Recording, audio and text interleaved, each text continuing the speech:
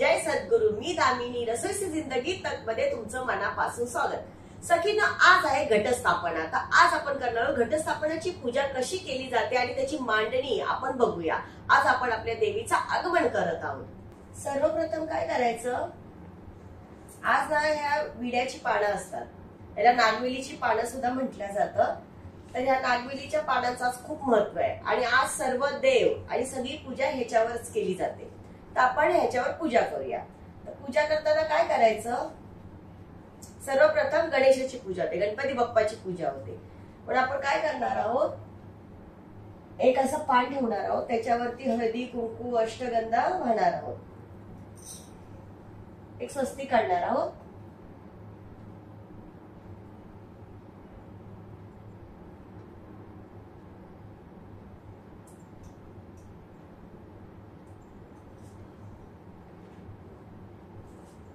आणि आपण आपल्या बाप्पाचं आगमन करणार आहोत त्याच्यावर। आता आपण बाप्पाच्या चरणी हळदी कुंकू अक्षदा वाहणार आहोत आणि फूल।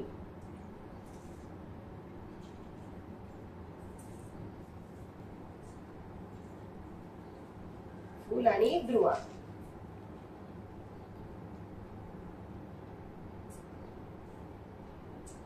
आता आपण काय करणार आहोत, आपण कुलदेवतेची पूजा करणार। ज्याची जी कुलदेवता असेल त्यांनी त्या कुलदेवतेचा फोटो असेल, मूर्ती असेल ती ठेवावी। तर माझ्याकडे फोटो आहे तर मी फोटो ठेवणार आहे। तर आपण सर्वप्रथम काय करणार आहोत, हळदी आणि कुंकू लावून घेणार आहोत।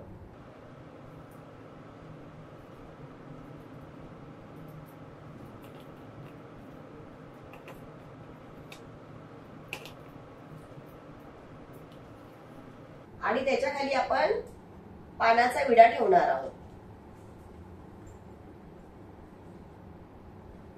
पानाचा विडा ठेवून त्याच्यावरती एक स्वस्तिक,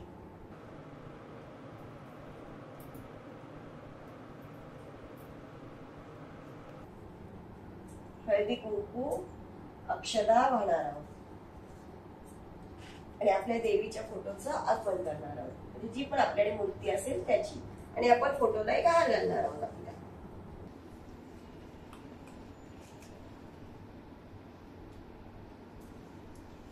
आपण आता देवापुढे फूल ठेवणार आहोत। आता आपण काय करणार आहोत, याला परडी म्हटलं जातं। एक आपण जाळी घेतलेली आहे आणि त्याच्यामध्ये आपण घटाची स्थापना करणार आहोत। तर सर्वप्रथम काय करायचं, खाऊचं पान असेल ते एक दोन आपण ठेवायचे, त्याच्यावरती अक्षदा,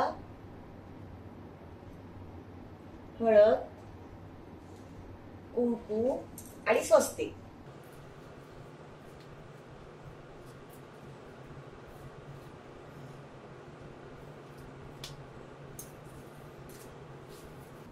आणि एक फूल। हे बघा, आपण ही माती ना विकत आणलेली आहे आणि ही माती ताजीच घ्यायची, घरात वापरलेली न घेता शक्यतो नवीन आणून तीच माती आपण वापरायची। आणि माती चाळून न घेताना त्याच्यामध्ये खडे असतील ना अशीच माती घ्यायची, का तर त्याच्यामध्ये धान्य ना चांगलं उगवलं जातं, म्हणून आपण माती ना शक्यतो अशी रखरखीत खरखरीत असते तशीच घ्यायची। तर आपण काय करणार आहोत, ही माती आहे ना ती ह्याच्यावरती घालून देणार आहोत।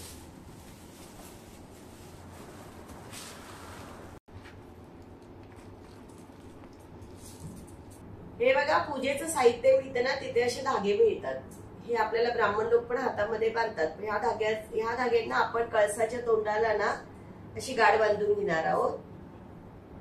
जितके फेरे होतील त्या हिशोबाने फेरे मारून। ह्याचं कारण काय माहितीये का, की आपण जेव्हा घटाला माळ घालतो ना तर ती माळ घालण्याच्या वेळेस आपल्याला ह्याला बांधून व्यवस्थित लावता येते, त्याच्यासाठी हा धागा लावला जातो खास। आणि मोकळा कळस ठेवला जात नाही म्हणून हा धागा लावला जातो।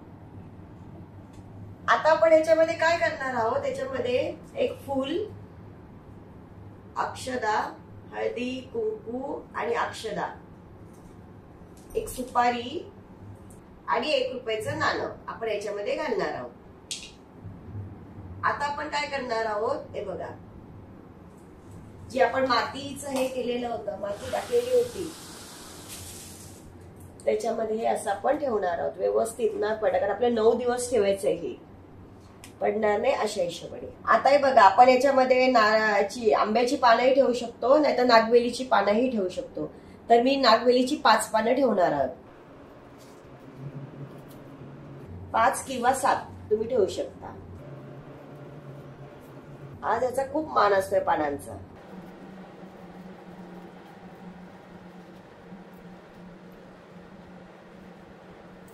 आणि आता आपण काय करणार आहोत, त्याच्यावरती नारळ ठेवणार आहोत. तर नारळासाठी काय करायचं, आपण देवीची पहिला मळवट भरायचा.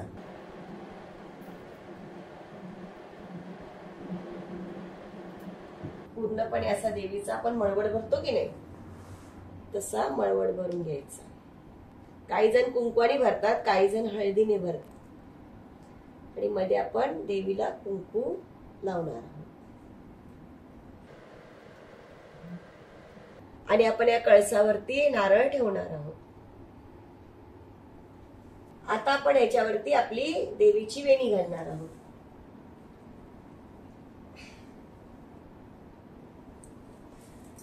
आणि बघा, असं आहे ना, एक स्वस्तिक काढायचं इथे. स्वस्तिक आणि 5 बोटं हळदी कुंकूची आपण लावणार आहोत.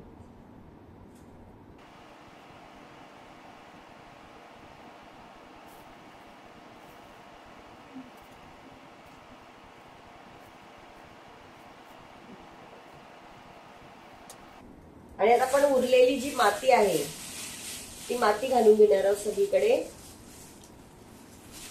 आधी कळस का लावला, कारण की का तो व्यवस्थित बसल्या गेला पाहिजे म्हणून.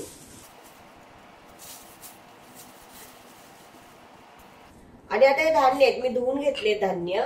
तर हे धान्य आहेत, कारण कुठून कुठून येतात, कसे कसे हात लागलेले असतात, म्हणून हे सर्व मिक्स धान्य आहे. ते आपण सर्वीकडे असे टाकून घेणार आहोत. मस्तपैकी असे पेरूया.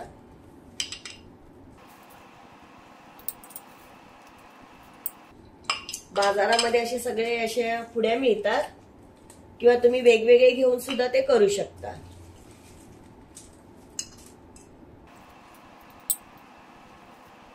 आणि आता याच्यावरती काय करायचं, आपण ही माती जी आहे ती वरतून थोडी थोडी घालून घेऊया.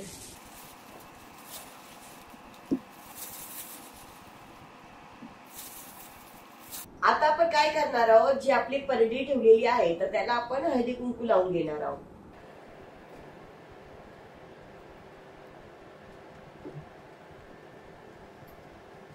पाच बोटं आपण अशी लावून घेणार आहोत.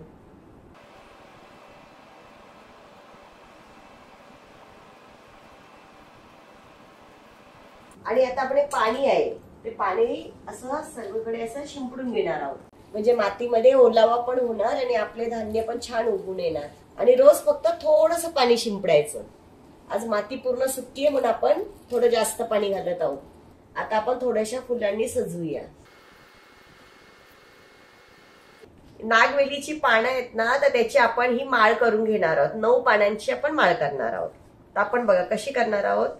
ही एक आपण पान ओवून घेतलेलं आहे, तर याच्यामध्ये असं पान ठेवून आपण असा वेढा घेणार आहोत. त्याच्यामध्ये अशी आपण आता सर्व करून घेऊया.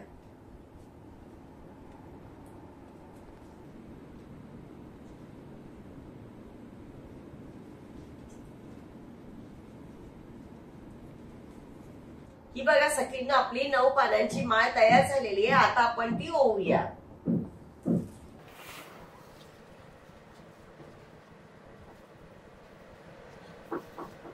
आई अंबे मातेचा उदो, देवी माता काही चुकलं म्हटलं माफी असावी. सखींनो, आता आपण काय करूया, आपण आपल्या देवीची ओटी भरूया.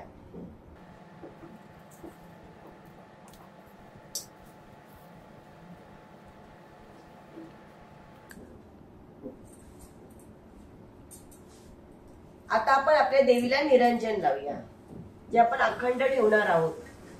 तर त्याच्या पण खाली आपण एक पान ठेवणार आहोत, स्वस्तिक काढणार आहोत.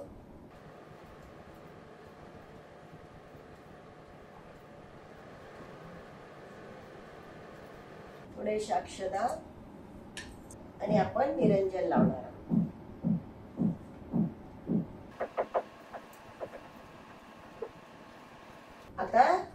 दिवा लावूया.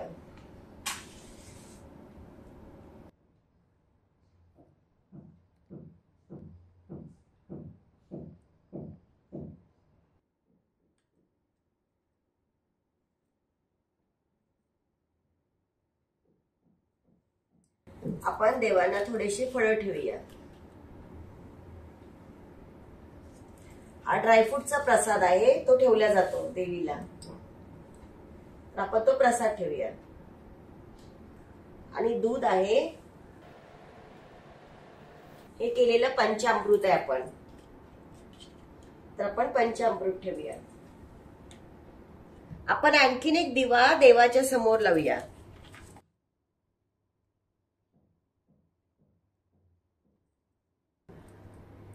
आपण देवीला एक वेणी घालूया आणि गुलाबाचं फूल ठेवूया. गुलाबाचं फूल देवीला फार प्रिय असतं. आता आपण देवीला हळदी, कुंकू आणि अक्षदा वाहून घेऊया. आता आपण देवीला नमस्कार करूया आणि आपल्या मनात जी इच्छा असेल ती आपण बोलून घेऊया.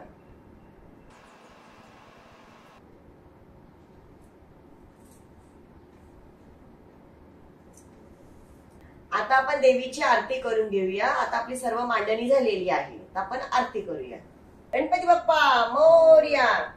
सुख करता दुःख हरता वार्ता विघ्नाची, पूर्वी पूर्वी प्रेम कृपा जयाची, सर्वांगी सुंदर उठीचे दुराची.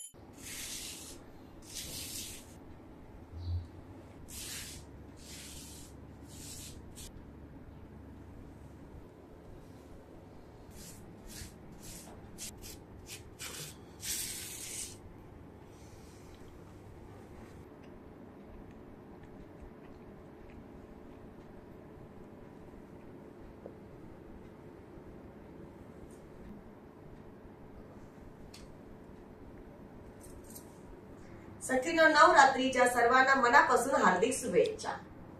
तर अशी होती ही आपली घटस्थापनाची पूजा. जय अंबे मातेचा हात सर्वांच्या डोक्यावरती सतत असू दे आणि सर्वांना आशीर्वाद असू दे, हीच ईश्वर चरणी प्रार्थना.